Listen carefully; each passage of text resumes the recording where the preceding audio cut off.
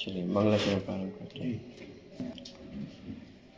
नमो अरिहन्ताणं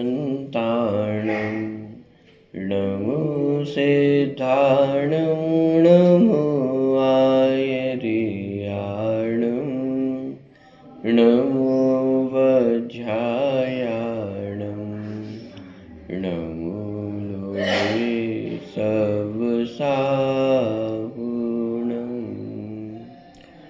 मंगलं भगवान् वीरो मंगलं गौतमो गणी मंगलं कुन्दकुन्दाद्यो जैनधर्मोऽस्तु मंगलम्।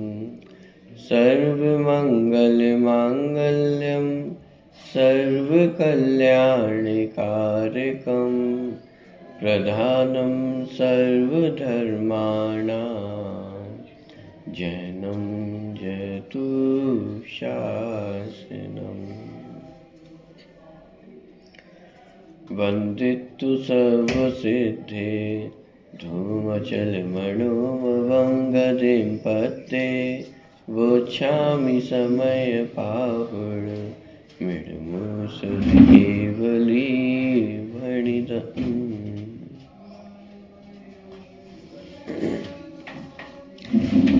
गाथा क्रमांक 9 एवं 10 की चर्चा अपनी प्रारंभ हुई थी। गाथा का पाठ यहाँ से करते हैं, फिर चर्चा आगे बढ़ाएंगे। पृष्ठ क्रमांक 94।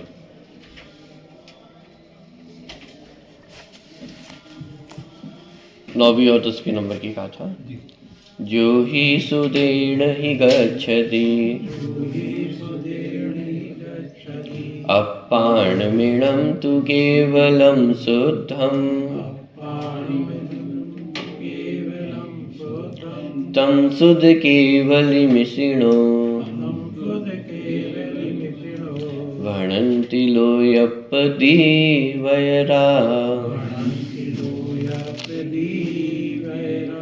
जो सुदृणानं सर्वं जानति सुध केवलिं तमाहुजिणा। राणम् अप्पा सर्वं जम्हा सुध केवली तमहा।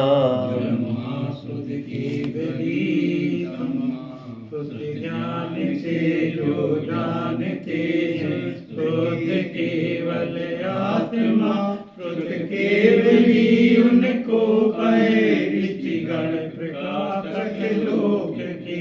जो सर्व शुद्ध को जानते उनके कहे शुद्ध केवली।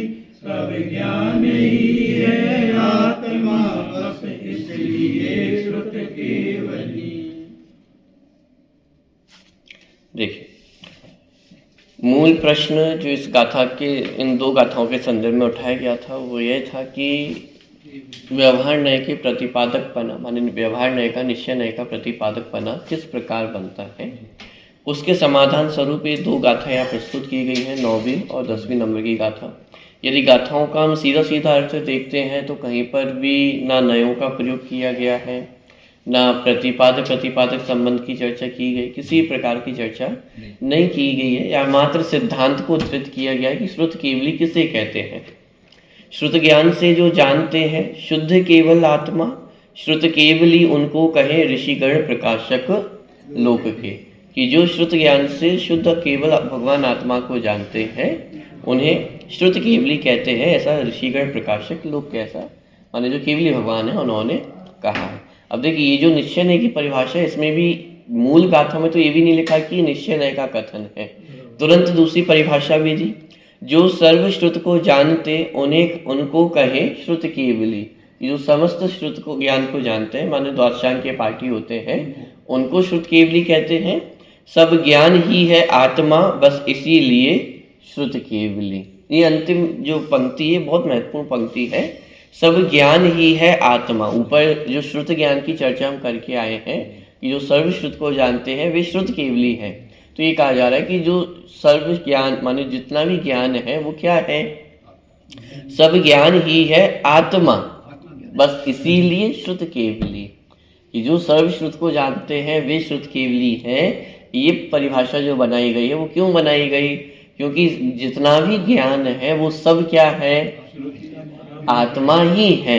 तो आत्मा को ही जानते हैं, इसीलिए श्रुत केवली है। इस तरह की चर्चा ये मूल गाथा में ली और फिर इसका जो विशेष अर्थ खोला है वो तो अमृतचंद आचार्य ने अपनी टीका में खोला, जिससे हमें समझ में आता है कि ये जो दोनों गाथाएं हैं ये व्यवहार न्याय के प्रतिपादक पने को स्पष्ट करने वाली मूल गाथाएं हैं।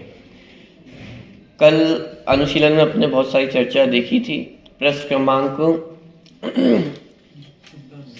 97 पे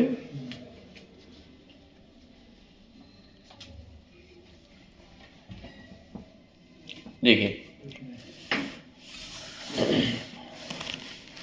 इससे पहले तक की जो चर्चा हुई थी वो पूरी चर्चा यही थी कि जो दोनों परिभाषाएं ली गई हैं, दोनों परिभाषाओं के माध्यम से व्यवहार न्याय का प्रतिपादक पना कैसे बनता है।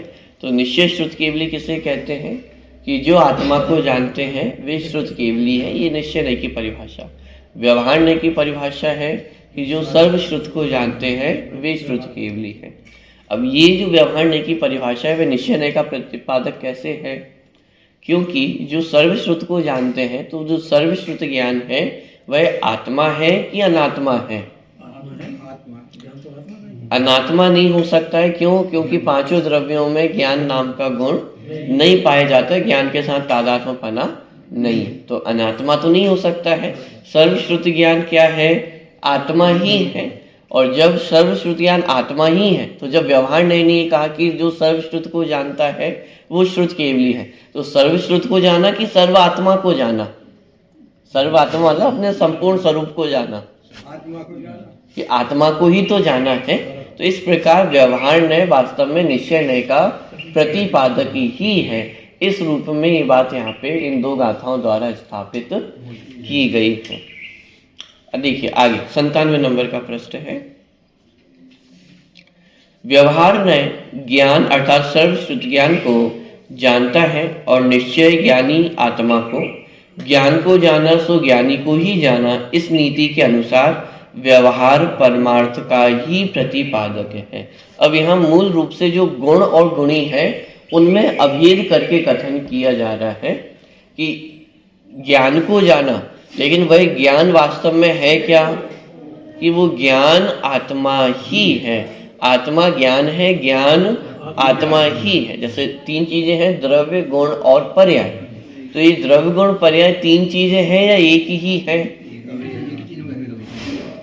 लक्षण भेद से तीन चीजें कही जाती हैं, लेकिन जब अस्तित्व रूप से देखेंगे तो ये तीनों एक ही है। ये तीन अलग अलग चीजें नहीं है। ऐसा नहीं है कि द्रव्य कुछ अलग है, गुण अलग है, पर्याय अलग है और तीनों को जोड़ करके एक वस्तु बनी हो, ऐसा नहीं है। ये तीनों ही एक वस्तु है, ये तीनों अलग अलग वस्तुएं नहीं है। तो द्रव्य ही गुण है, गुण ही द्रव्य है, द्रव्य ही पर्याय है, पर्याय ही द्रव्य है। ये तीनों में किसी प्रकार का भेद नहीं है। इसीलिए कहा कि ज्ञान ही आत्मा है, ज्ञान के अलावा आत्मा और कुछ भी नहीं है, और आत्मा के अतिरिक्त ज्ञान भी और कुछ नहीं है। ठीक है, तो वही बात यहाँ पे की गई है कि ज्ञान में मान जो ज्ञान है वह गुण है और आत्मा वह गुणी है। तो गुण और गुणी में अभेद करके ये कथन किया गया है कि ज्ञान ही आत्मा है। और जब ये कहा कि जो सर्वश्रुत को जानता है वो श्रुत केवली है, इसका अर्थ यही निकल रहा है कि जो आत्मा को जानता है वह श्रुत केवली है। ठीक, ये तो मात्र विशेष करके भेद करे गए हैं कि जैसे ज्ञान, दर्शन, सुख, वीर, चारित्री सब आत्मा की विशेषताएं ही हैं। अब कैसे बताएं कि आत्मा की क्या क्या विशेषताएं हैं? अब एक व्यक्ति को परिभाषित करना है तो व्यक्ति को कैसे परिभाषित किया जाए? उसके स्वभाव से ही उसे परिभाषित किया जाता है। साहब वो व्यक्ति कैसा है? साहब उसका सरल, बहुत अच्छा सरल स्वभाव ही है, अच्छा मीठा बोलता है, सबसे कुशल व्यवहार है, सबसे अच्छी से बातचीत करता है, शांत परिणामी है। और ये उसके स्वभाव को स्पष्ट किया जा रहा है। तो बहुत सारी विशेषताएं आ गई है, शांत परिणामी है, व्यवहार कुशल है, अच्छे से बात करता है, ये सारी चीजें उसके स्वभाव को दर्शा रही है। लेकिन ये जो हमने तीन क्वालिटीज बताई हैं ये उससे अलग है या वही है? उसी मकान का बेडरूम है, उसी का कि ये जो क्वालिटीज हम बता रहे हैं ये उस व्यक्ति से अलग नहीं है।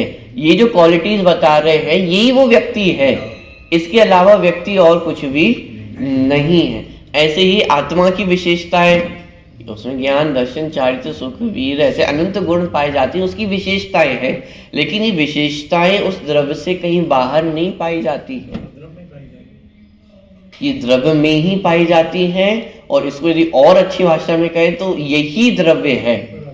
ये जो विशेषताएं बताई जा रही हैं यही द्रव्य है, इसके अलावा द्रव्य और कुछ नहीं है। ऐसा नहीं है कि कोई बोरी का बैग हो और उसमें जैसे गेहूं भर देते तो गुण भर दिए हो, जैसे डिब्बे में कुछ भर दिया हो, ऐसे द्रव्य गुण की व्यवस्था नहीं है। उन गुणों का नाम ही द्रव्य है, इसके अलावा द्रव्य और कुछ नहीं। गुणों के समूह को द्रव्य कहते हैं, लेकिन उस परिभाषा का अर्थ भी समझना कि गुणों के समूह का अर्थ ये नहीं कि कहीं से गुण इकट्ठे करके एक समूह बना दिया हो। वहां पे सावधान करने के लिए उससे पहले विश्व की परिभाषा आती है, उसमें भी 6 द्रव्यों के समूह को विश्व कहते हैं। तो फिर प्रश्न उठाया जाता है माने समझाने के दृष्टिकोण से कि दोनों जगह समूह शब्द का प्रयोग है। 6 द्रव्यों के समूह को विश्व कहते हैं और गुणों के समूह को द्रव्य कहते हैं। तो दोनों जगह समूह शब्द का एक ही अर्थ है या अलग अलग अर्थ है? दोनों जगह अलग अलग अर्थ है। जहाँ 6 द्रव्यों के समूह को विश्व कहा है वो व्यवस्था तो जैसे बोरी में गेहूं भर दिए हो उस प्रकार की व्यवस्था है, उस प्रकार का समूह है। और जहाँ गुणों के समूह को द्रव्य कहते हैं वहां बोरी में गेहूं भर दिए हो ऐसे समूह की बात नहीं है, वहां तो अभेद तादात्म्य समूह है। पॉइंट पकड़ में आ रहा है? तो है, हालांकि बेसिक सी जानकारी है, लघु जैन सिद्धांत प्रविष्का हम सभी ने पढ़ी है, लेकिन उसके बाद भी छोटी छोटी बातें लेकिन बहुत बड़े सिद्धांत को दर्शाने वाली है। तो ये 6 द्रव्यों के समूह को विश्व कहते हैं और गुणों के समूह को द्रव्य कहते हैं। दोनों जगह समूह शब्द के अर्थ में जमीन आसमान का अंतर है। जहाँ 6 द्रव्यों के समूह को विश्व कहा जा रहा है वहां पे प्रत्येक द्रव्य अपने स्वतंत्र अस्तित्व को लिया हुआ है। समूह में रहने पर भी एक एक द्रव्य पूर्णतः भिन्न है, पूर्णतः स्वतंत्र है। लेकिन जहाँ गुणों के समूह को द्रव्य कहा जा रहा है वहां सब एक में एक तादात्म्य पना है, वहां अभी माने भेद भेद पना नहीं है। ज्ञान का अलग हो, दर्शन कहीं अलग हो, ऐसा नहीं है। ठीक, चलिए आगे बढ़े। प्रश्न क्रमांक 97। इस गाथा के भाव को स्पष्ट करते हुए आचार्य जयसेन तात्पर्य वृत्ति नामक संस्कृत टीका में लिखते हैं। अभी तक हमने अमृतचंद आचार्य की जो टीका थी उसके अर्थ को समझा था। अब यहाँ पे जयसेन आचार्य क्या लिखते हैं उसको देखते हैं। अब इसमें थोड़ी सी आपको विशेषता दिखाई देगी। आचार्य अमृतचंद की भाषा को समझना बहुत आसान था इस गाथा संबंधी, लेकिन यहाँ पे जो जयसेन आचार्य ने जिस तरह से उसका अर्थ किया है उसको समझने के लिए बहुत सूक्ष्मता और माने गंभीरता से उसका अर्थ समझने की आवश्यकता है। और निश्चय व्यवहार नहीं की जो प्रयोग विधि है उसको समझने की आवश्यकता है, क्योंकि यदि उसको नहीं समझेंगे तो हमें ऐसा लगेगा आचार्य जो जयसेन है वो एक तरफा बात कर रहे हैं। अब जब पढ़ेंगे तो आपको बात ख्याल में आएगी। देखिए, जो भाव श्रुत रूप स्वसंवेदन ज्ञान के बल से शुद्धात्मा को जानते हैं वे निश्चय श्रुत केवली हैं। परिभाषा में तो कोई समस्या नहीं है। जो भाव श्रुत रूप स्वसंवेदन ज्ञान के बल से शुद्धात्मा को जानते हैं वे निश्चय श्रुत केवली हैं। और अब देखिए, जो शुद्धात्मा का अनुभव नहीं करते, शुद्धात्मा को नहीं भाते, केवल द्वादशांग रूप बाह्य विषय को ही जानते हैं वे व्यवहार श्रुत केवली हैं। क्या लिखा?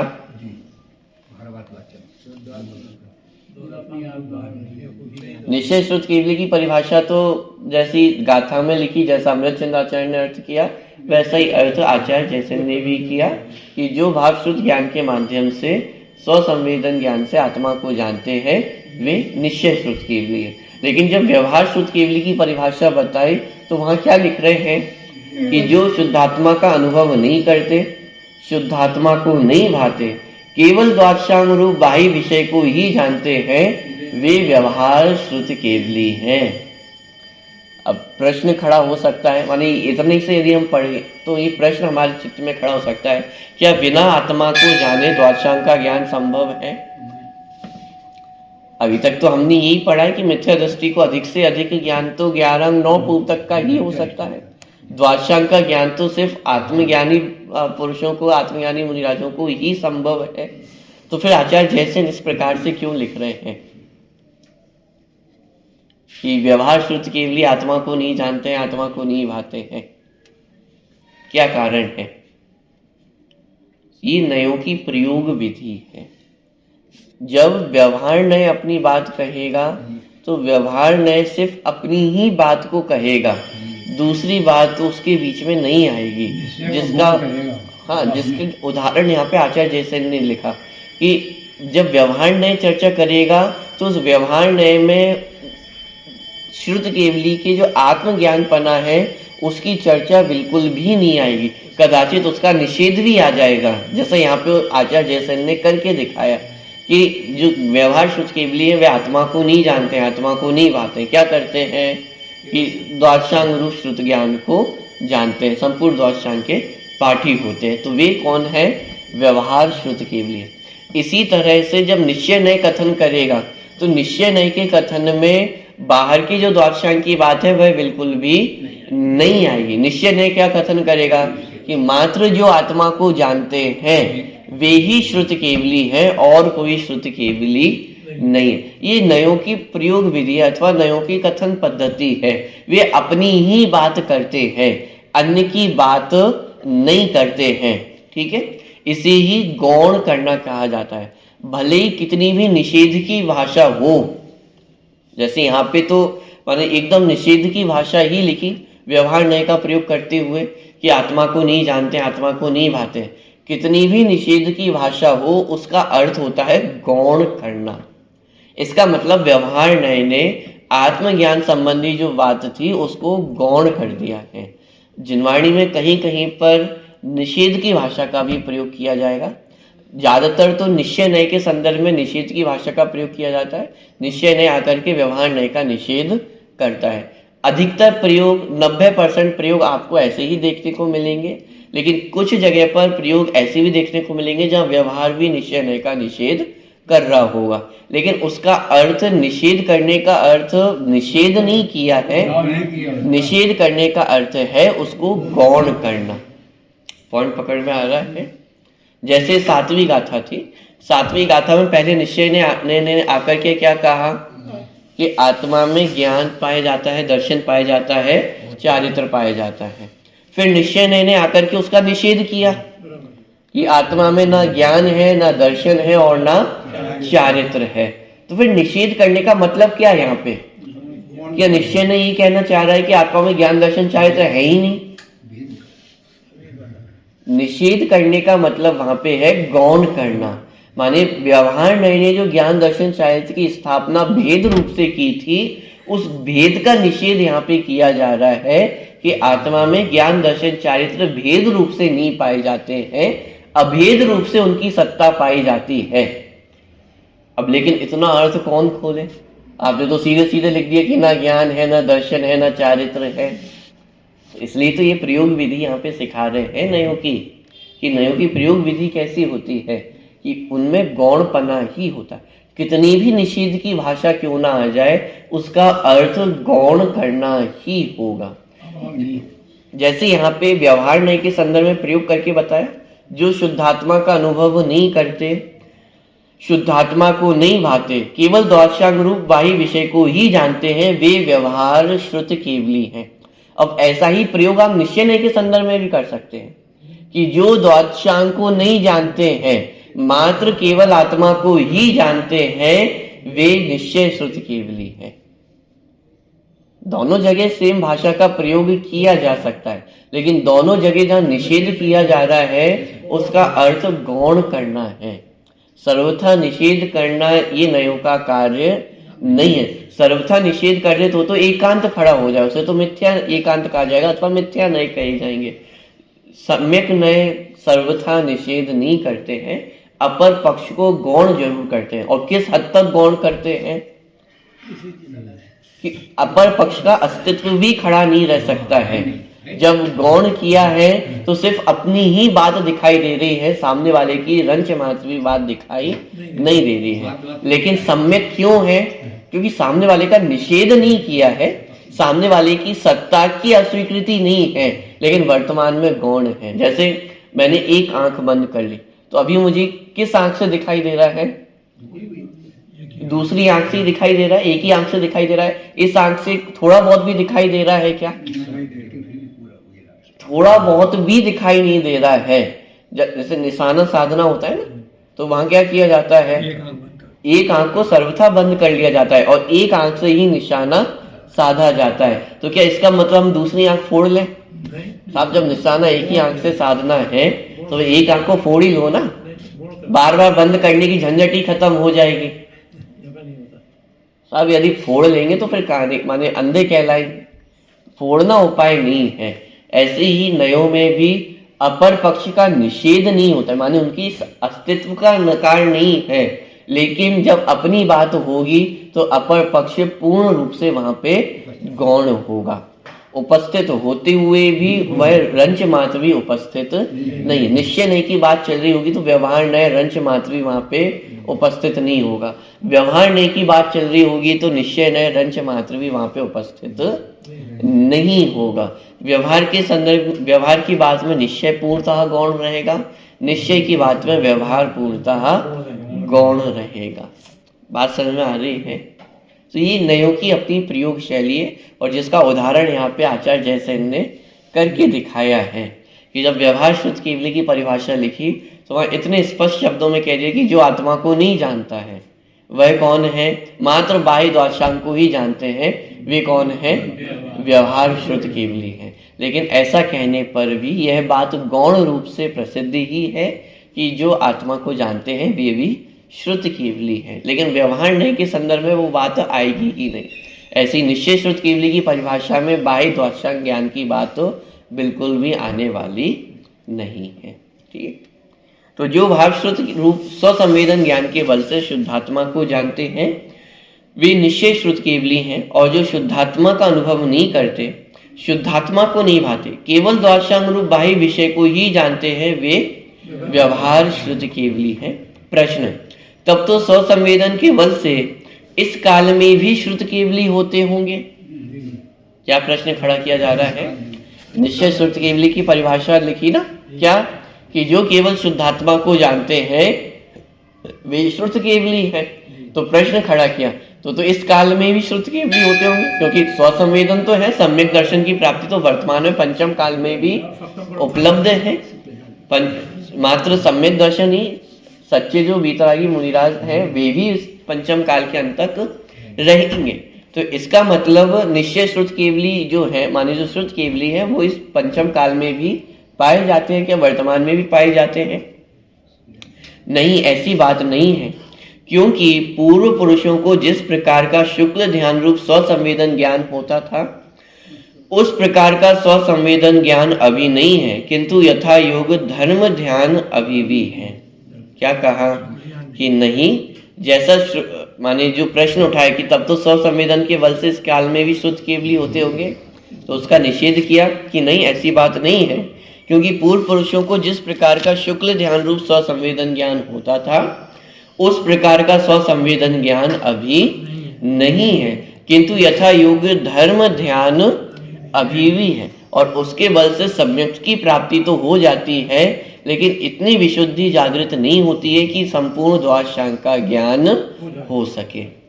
प्रश्न, आचार्य जयसेन के उक्त कथन में यह कहा गया है कि जो शुद्धात्मा का अनुभव नहीं करते, शुद्धात्मा को नहीं भाते, केवल द्वादशांग रूप बाह्य विषय को ही जानते हैं, वे व्यवहार शुद्ध केवली हैं।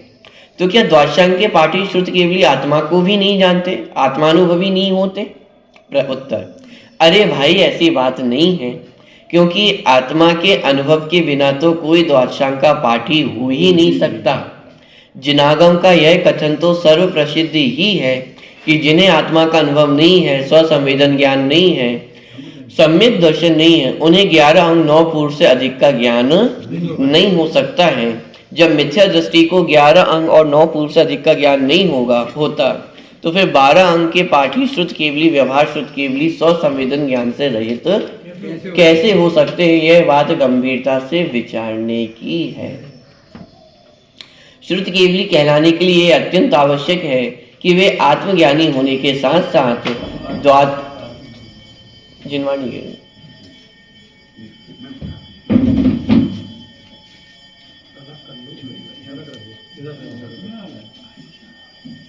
चल श्रुत केवली कहलाने के लिए यह अत्यंत आवश्यक है कि वे आत्मज्ञानी होने के साथ साथ द्वादशांग श्रुत के पाठी भी हों। यही कारण है कि पंचम काल में अंतिम श्रुत केवली भद्रबाहु के बाद अनेक स्वसंवेदी भावलिंगी संत हो गए हैं, पर श्रुत केवली कोई नहीं हुआ।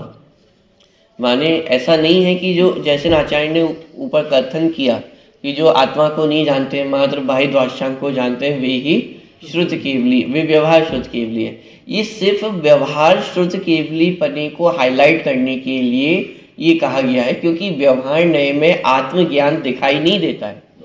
व्यवहार नय को आत्मज्ञान दिखाई ही नहीं देता है। व्यवहार नय की सेटिंग ही ऐसी है कि उसे आत्मज्ञान दिखाई नहीं देगा। आत्मा से जो बातें हैं वो व्यवहार नय को दिखाई नहीं देती हैं। व्यवहार नय को बाह्य द्वादशांग का जो ज्ञान है, बाह्य जो परिणाम है अथवा जो क्रिया आदि है वे ही दिखाई देते हैं और उनके आधार से ही कथन करता है। निश्चय नय जस्ट इसका अपोजिट है।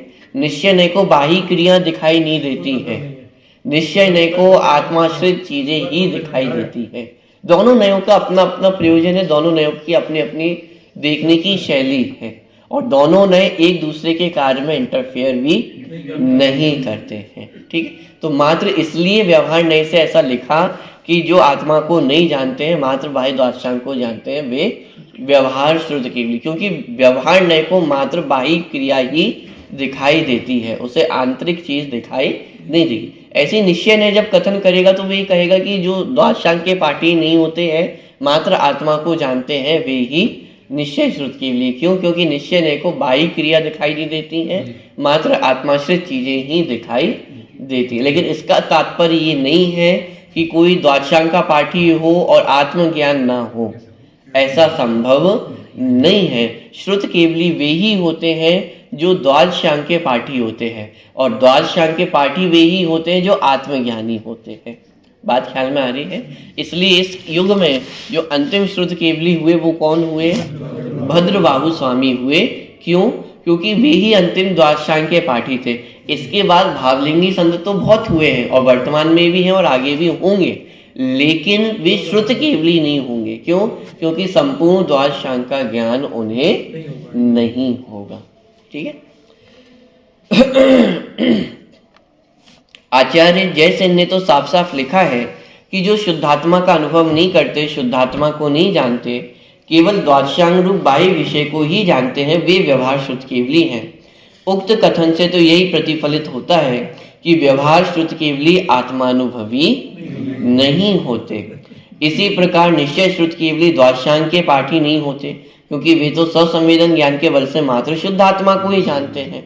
परंतु आप यहाँ ये कह रहे हैं कि प्रत्येक श्रुत केवली आत्मज्ञानी भी होते हैं, स्वसंवेदन ज्ञानी भी होते हैं और द्वादशांग के पाठी भी होते हैं। ये कैसे बात बनी?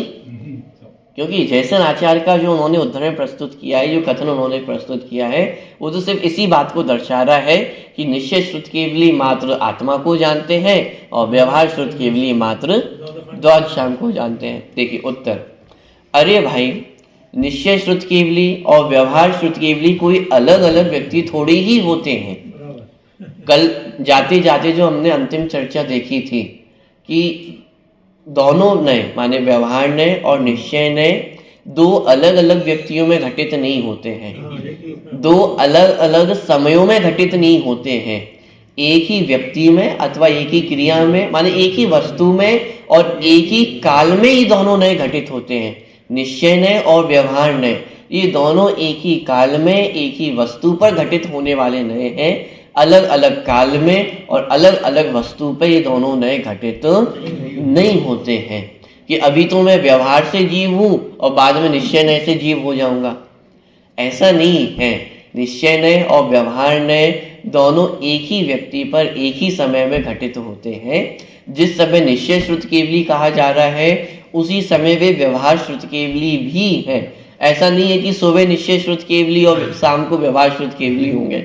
आत्मज्ञान सुबह हो गया था और फिर श्रुत ज्ञान द्वादशांग के पाठी शाम तक हो जाएंगे तो व्यवहार श्रुत केवली हो जाएंगे। ऐसा नहीं होता है। व्यवहार श्रुत केवलीपना और निश्चय श्रुत केवलीपना ये दोनों एक साथ ही होते हैं, अलग अलग नहीं होते हैं। उसी बात को यहाँ पे समझाया जा रहा है। अरे भाई, निश्चय श्रुत केवली और व्यवहार श्रुत केवली कोई अलग अलग व्यक्ति थोड़ी ही होते हैं। श्रुत केवली तो एक ही होते हैं और वे द्वादशांग के पाठी और आत्मानुभवी ही होते हैं। आत्मानुभवी होने के कारण उन्हें ही निश्चय श्रुत केवली कहते हैं और द्वादशांग के पाठी होने के कारण उन्हें ही व्यवहार श्रुत केवली कहते हैं। क्या कहा?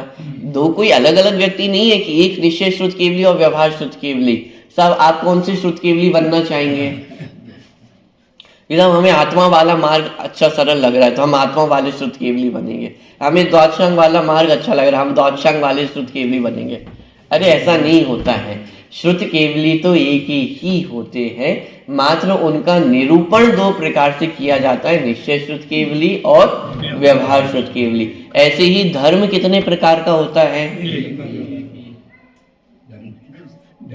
कि साहब, एक वो आत्मा वाला धर्म और एक ये बाह्य क्रिया कांड वाला धर्म, बाह्य व्रत आदि वाला धर्म। आप कौन सा धर्म करना चाहोगे? अरे भाई, ये धर्म दो नहीं होते हैं साहब। या तो आत्मा को जान ले तो धर्म हो जाएगा, या तो व्रत को कर ले तो धर्म हो जाएगा। ऐसा नहीं होता है। धर्म तो एक ही है।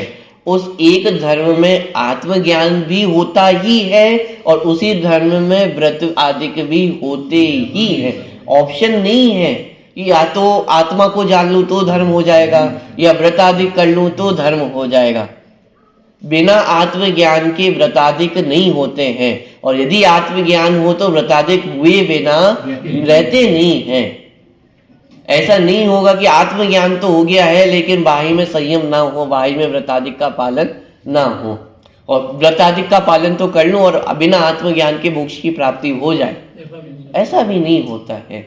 अब समस्या यही है, इतनी छोटी सी बात हम नहीं समझ पाते हैं तो आपस में झगड़े होते हैं, आपस में एक दूसरे से मन मुटाव हो जाता है। क्यों? क्योंकि हमने एक एक पक्ष को आधार बना लिया ना कि हम इस पक्ष के, हम इस पक्ष के। लेकिन धर्म में पक्षवाद नहीं होता है। धर्म का स्वरूप तो एक ही है।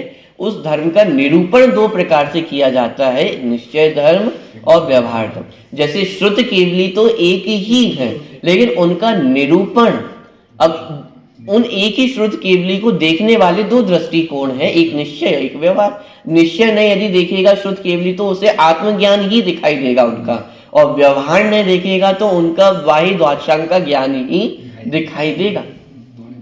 ये दोनों के देखने के नजरिए अलग अलग है लेकिन दोनों देख तो एक ही श्रुत केवली को रहे हैं। दो अलग अलग व्यक्तियों को नहीं देखा जा रहा है, एक ही व्यक्ति को देखा जा रहा है। एक ही व्यक्ति को देख करके कथन दो अलग अलग तरह से किए जा रहे हैं। स्वरूप की स्थिरता है और स्वरूप की अस्थिरता है, दो चीजें हैं। नहीं, स्वरूप की अस्थिरता की बात ही नहीं है। आराम से,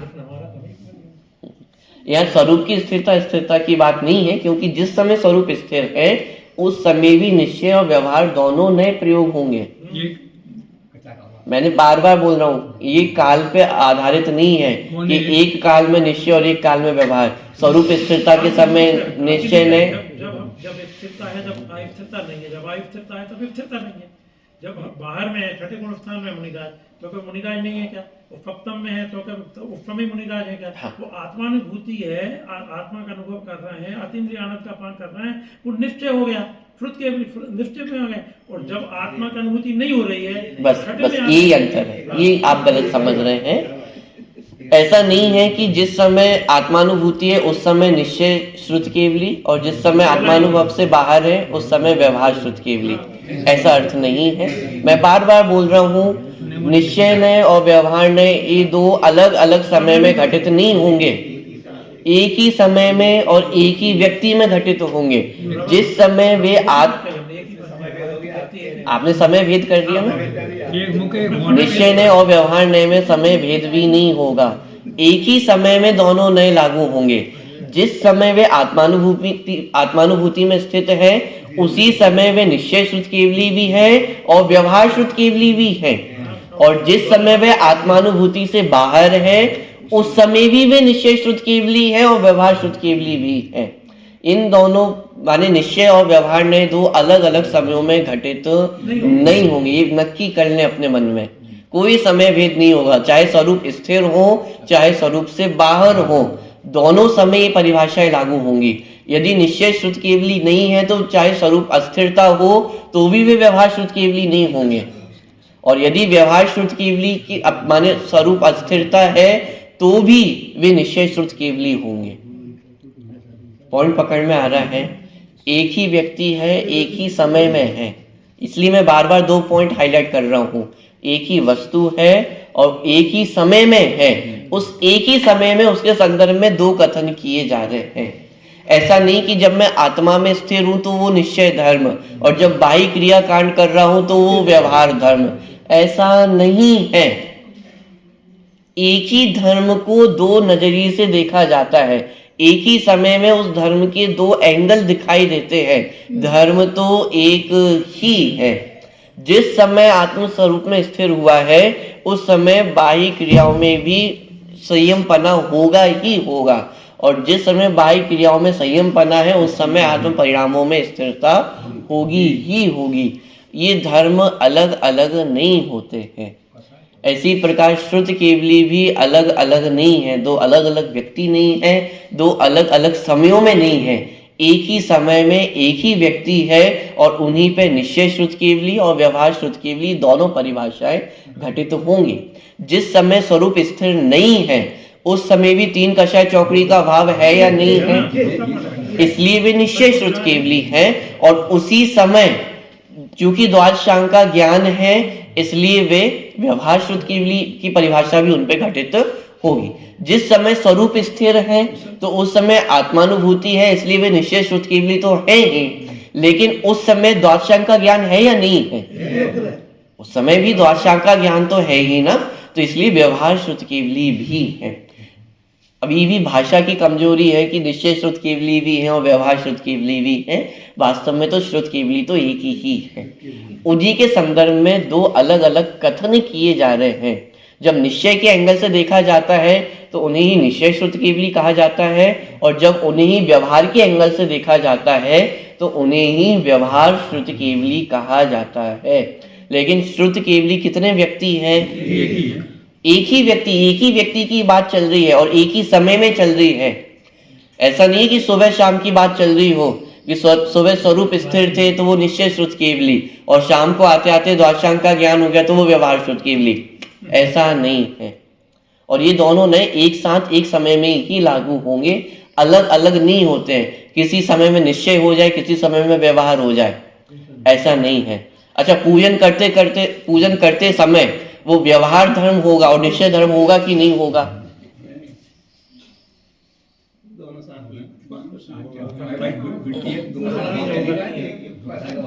बताइए। जैसे हम पंचम स्थान वृत्ति है, पूजा करना तब भी है, स्वरूप करना तब भी है। बहुत बढ़िया। ये धर्म एक साथ ही होते हैं। ऐसा नहीं कि पूजन करते समय व्यवहार तो है और निश्चय नहीं है, और निश्चय के समय व्यवहार नहीं है, ऐसा नहीं होता है। पूजन करते समय भी दोनों प्रकार के धर्म हैं, स्वरूप स्थिर होते समय भी दोनों प्रकार के ही धर्म पाए जाते हैं, क्योंकि धर्म वास्तव में दो है ही नहीं, धर्म तो एक ही है। एक धर्म के संबंध में कथन दो प्रकार से किया जाता है। व्यवहार नए बाह्य क्रियाकांड मतलब पूजा पाठ आदि के आधार से, शुभ परिणाम आदि के आधार से धर्म का वर्णन करता है, और उसी समय निश्चय ने जो वास्तविक धर्म है उसका निरूपण करता है। लेकिन धर्म तो एक ही है, धर्म कोई अलग अलग दो वस्तुएं नहीं है। ये दो मार्ग नहीं है कि या तो मैं ये वाला धर्म कर लूं या तो ये वाला धर्म कर लूं, ऐसे दो अलग अलग रास्ते नहीं हैं। रास्ता तो एक ही है, उस एक रास्ते को ही देखने के अलग अलग नजरिए हैं, जिन्हें निश्चय धर्म, व्यवहार धर्म कहा जाता है। उस एक ही व्यक्ति को देखने के दो अलग अलग नजरिए हैं। एक नजरिए से देखें तो निश्चय श्रुत केवली, एक नजरिए से देखें तो व्यवहार श्रुत केवली। जैसे एक ही व्यक्ति है लेकिन वही पिता भी कहलाता है, वही चाचा भी कहलाता है, वही ताऊ भी कहलाता है। कितने व्यक्ति हैं? साहब एक बार एक समय एक व्यक्ति था, एक पिता थे, एक चाचा थे, एक ताऊ थे। कितने व्यक्ति है? कहानी सुनाई जाती है ना, एक समय में, ये बहुत पुरानी बात है, एक ताऊ था, एक चाचा था, एक पिता था और एक पुत्र था। बोलो कितने व्यक्ति हैं? एक समय में ही है सब। वही एक ही व्यक्ति है, वही पिता भी है, वही पुत्र भी है, वही चाचा भी है, वही ताऊ भी है, सब वही है। पॉइंट पकड़ में आ रहा है? एक ही व्यक्ति है, उस एक ही व्यक्ति को देखने के नजरिए अलग अलग है। और एक ही समय में, है नहीं कि अलग अलग समय में, एक समय पिता होगा, एक समय पुत्र होगा। एक ही समय में पिता भी है, पुत्र भी है, चाचा भी है, सारी चीजें है या नहीं है? इसी तरह धर्म तो एक ही है, वस्तु तो एक ही है। उस एक ही वस्तु को देखने के अलग अलग नजरिए हैं। जैसे ये अपन ने चार्ट बनाया था, ये जो चार्ट है ये कितनी वस्तु का चार्ट है? ये इतनी सारी चीजें सिर्फ एक वस्तु की चर्चा है, ये अलग अलग वस्तु की चर्चा नहीं है। एक वस्तु की चर्चा है और कितने समयों की चर्चा है? एक समय में द्रव्यार्थिक वाला होता होगा, एक समय में पर्यार्थिक वाला हो जाता होगा। अरे एक ही समय की बात है, एक ही समय में वो द्रव्यार्थिक वाले भी सारे पार्ट उसमें है, पर्यार्थिक वाले भी सारे पार्ट उसमें है। एक ही समय में एक ही वस्तु की पूरी चर्चा है। पॉइंट पकड़ में आ रहा है? अरे वस्तु तो एक ही है, उसमें भेद खड़े नहीं होते हैं। मोक्ष मार्ग भी एक है, श्रुत केवली भी एक है, धर्म भी एक है। उनका निरूपण दो प्रकार से किया जाता है, एक निश्चय और एक व्यवहार। लेकिन ये निश्चय और व्यवहार अलग अलग नहीं होते हैं, अलग अलग समयों में नहीं होते हैं। ठीक, चले देखिए उत्तर। अरे भाई, निश्चय श्रुत केवली और व्यवहार श्रुत केवली कोई अलग अलग व्यक्ति थोड़े ही होते हैं। श्रुत केवली तो एक ही होते हैं और वे द्वादशांग के पाठी और आत्मानुभवी ही होते हैं। आत्मानुभवी होने के कारण उन्हें ही निश्चय श्रुत केवली कहते हैं और द्वादशांग के पाठी होने के कारण उन्हें ही व्यवहार श्रुत केवली कहते हैं। जैसे उदाहरण के लिए कल अपन ने चटनी का उदाहरण देखा था, पंडित जी की चटनी और कैरी की चटनी। बोलो कितनी चटनियां हैं? अरे चटनी तो एक ही है, कहने का निरूपण करने का तरीका अलग अलग है। उसी एक चटनी को चूंकि पंडित जी के निमित्त से बनाई है तो पंडित जी की चटनी कहा जाता है और वास्तव में बनी कैरी से है, इसलिए कैरी की चटनी कहा जाता है। लेकिन चटनी कितनी है? चटनी तो एक ही है। उसी तरह श्रुत केवली कितने हैं? श्रुत केवली तो एक ही है। चूंकि उन्होंने द्वादशांग का ज्ञान होता है तो द्वादशांग की तरफ से जो श्रुत केवली का वर्णन करे उसे व्यवहार श्रुत केवली कहा जाता है। और चूंकि उन्हें आत्मज्ञान भी होता है तो आत्मज्ञान के एंगल से जो श्रुत केवली को डिफाइन करे उसे निश्चय श्रुत केवली कहा जाता है। लेकिन श्रुत केवली कितने हैं? श्रुत केवली तो एक ही है। आत्मानुभवी होने के कारण उन्हें ही निश्चय श्रुत केवली कहते हैं और द्वादशांग के पाठी होने के कारण उन्हें ही व्यवहार श्रुत केवली कहते हैं। इसी बात को इस प्रकार भी व्यक्त कर सकते हैं कि श्रुत केवली निश्चय से निशुद्धात्मा को ही जानते हैं, पर को नहीं, और द्वादशांग रूप श्रुत को भी नहीं, तथा वे ही श्रुत केवली व्यवहार से द्वादशांग रूप श्रुत को जानते हैं, आत्मा को नहीं जानते। ध्यान रहे, ये दोनों ही नए एक साथ एक ही समय में एक ही व्यक्ति पर घटित होते हैं। आगे पूरी बात, ये दोनों नए, निश्चय नए और व्यवहार नए, ये दोनों ही नए एक साथ, आगे पीछे नहीं कि अभी निश्चय की बात कर लेते हैं और फिर व्यवहार की बात हो जाएगी। निश्चय और व्यवहार ये दोनों नए एक साथ एक ही व्यक्ति में एक साथ ही घटित होते हैं।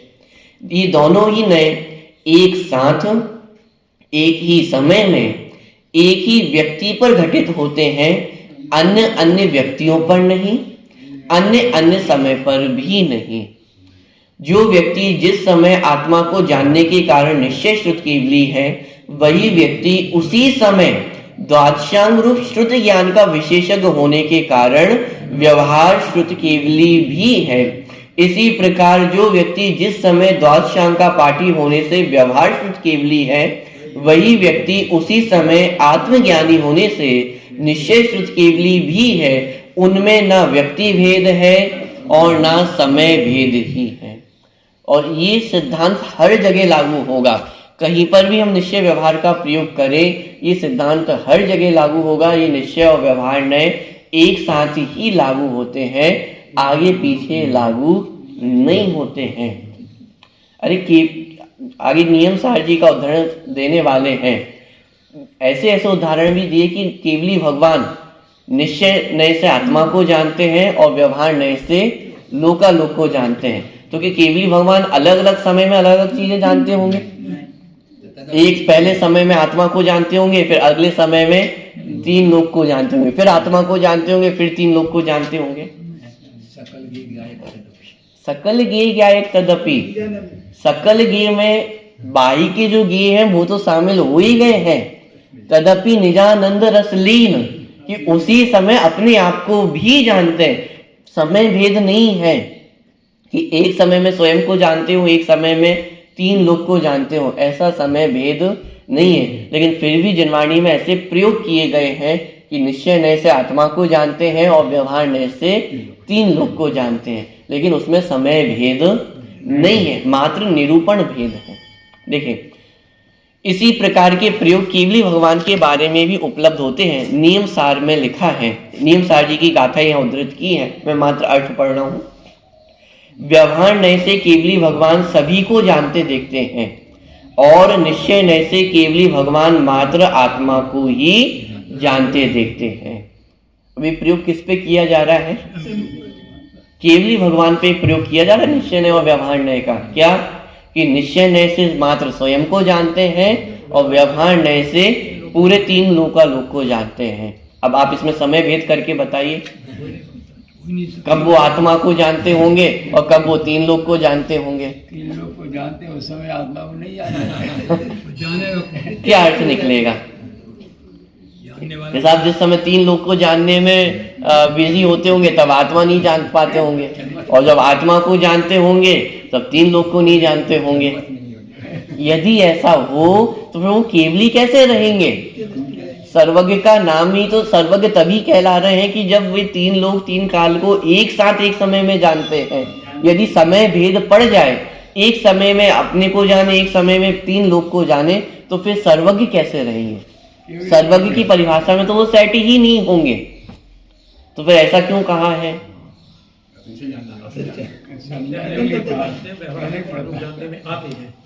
पॉइंट पकड़ में आ रहा है? निश्चय और व्यवहार ये दोनों एक साथ एक समय में ही घटित होते हैं, एक ही व्यक्ति पर घटित होते हैं। तीन लोग को जानने वाले केवली भगवान कोई अलग हो और आत्मा को जानने वाले केवली भगवान कोई अलग हो, ऐसा नहीं है। महावीर भगवान तो एक ही है। वे ही महावीर भगवान स्वयं को भी जान रहे हैं और वे ही महावीर भगवान तीन लोग को भी जानते हैं। व्यवहार नए से निरूपण किया जाएगा तो कहा जाएगा कि वे तीन लोग के ज्ञाता है, और निश्चय नए से कथन किया जाएगा तो ये कहा जाएगा कि वे स्वयं के ज्ञाता है। लेकिन स्वयं के ज्ञाता होने के साथ साथ वे तीन लोग के ज्ञाता भी उसी समय है, और तीन लोग के ज्ञाता होने के साथ साथ स्वयं के ज्ञाता भी उसी समय है।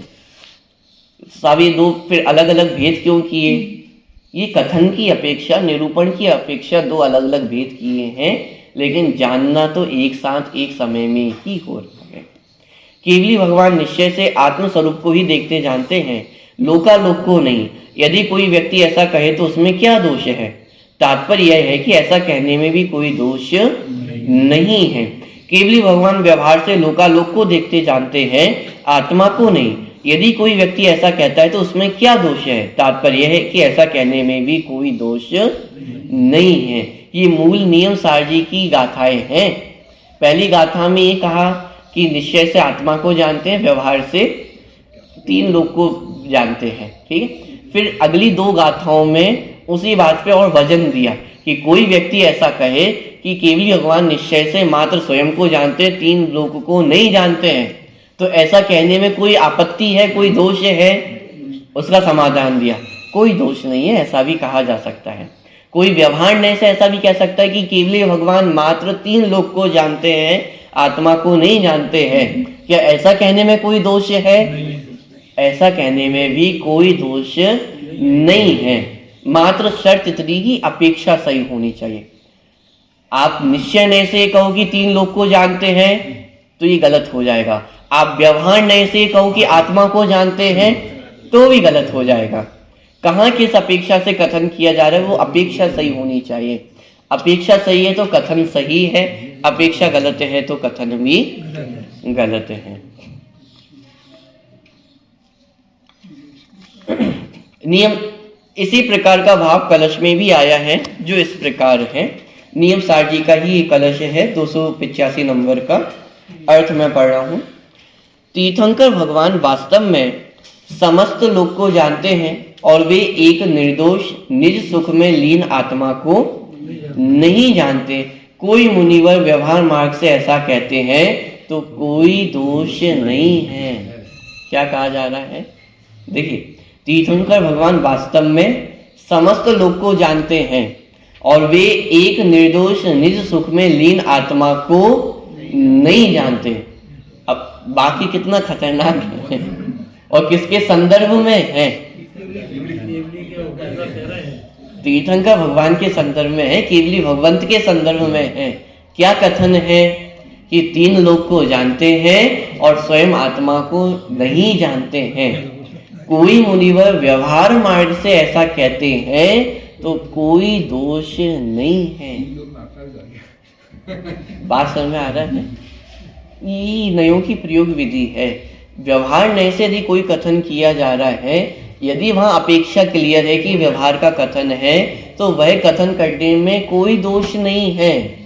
और निश्चय नय से यदि कोई कथन किया जा रहा है तो निश्चय, यदि अपेक्षा सही है तो निश्चय नय से वैसा कथन करने में कोई दोष नहीं है। अब इसका अपोजिट करें, जैसे यहाँ पे कहा कि तीन लोग को जानते हैं और आत्मा को नहीं जानते, ऐसा कोई व्यवहार से कहे तो उसमें कोई दोष नहीं है। अब इसका उल्टा करें, निश्चय नय से यदि कोई ऐसा कहे कि केवली भगवान मात्र आत्मा को जानते हैं, तीन लोग को नहीं जानते हैं, तो ऐसा कहने में भी कोई दोष नहीं है। क्यों? ये निश्चय नय का कथन है।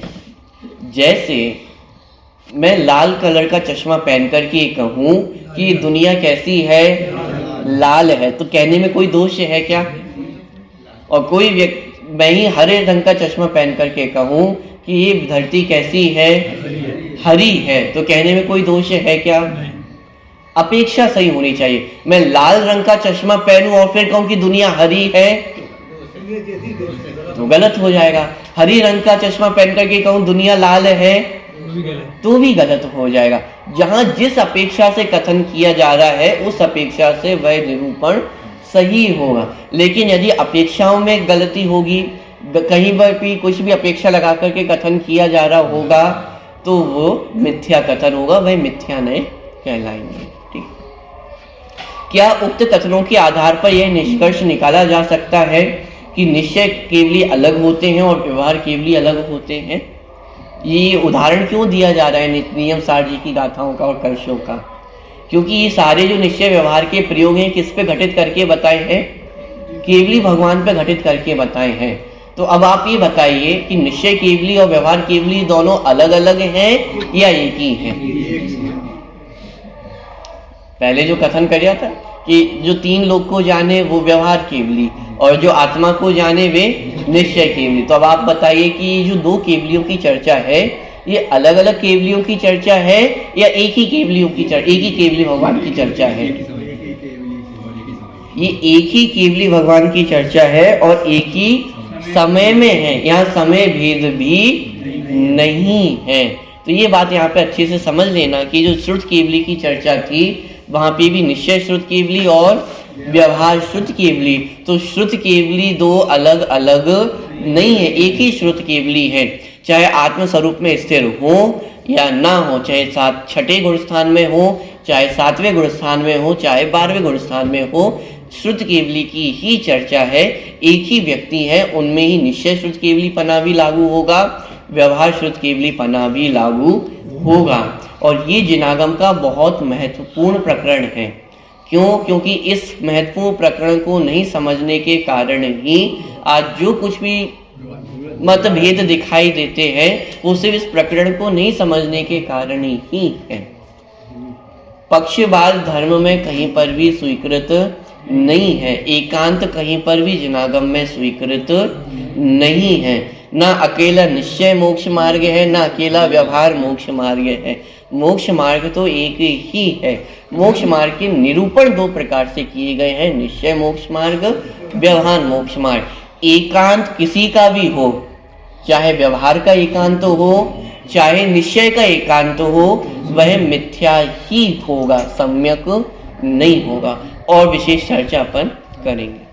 सच्चिदानंदी शोध स्वरूपी अविनाशी में आत्म स्वरूप, सच्चिदानंदी शोध स्वरूपी अविनाशी में आत्म स्वरूप, सच्चिदानंदी शोध स्वरूपी अविनाशी में आत्म स्वरूप। अपन यहाँ को ना करें या स्वाध्याय में रखें, मराठी आ रहा है, आठ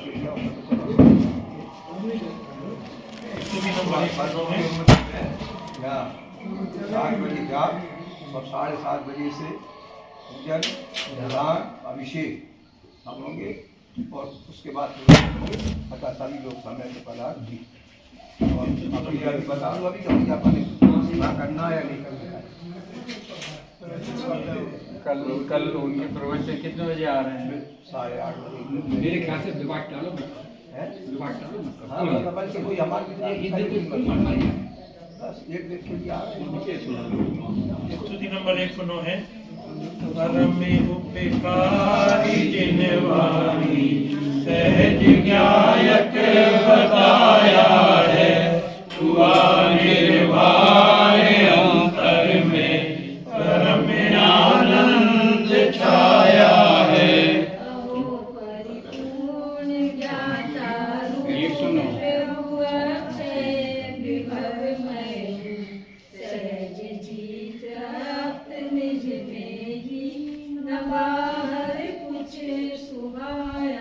उलझ कर दुर्विकल्पों में बीज दुख के होगा, ज्ञान आनंदमय अमृत धर्म माता पिलाया है। अब लोक की चिंता नहीं कर्मो कभय किंचित, निष्काम दुर्गायक अहो दृष्टि में आया। मिटी भ्रांति मिली शांति, तत्व अनिकांत में पाया, सार वीतरागता पाकर शीश सविनय नवाया है। उपकारी जिनवाणी सहज ज्ञायक बताया,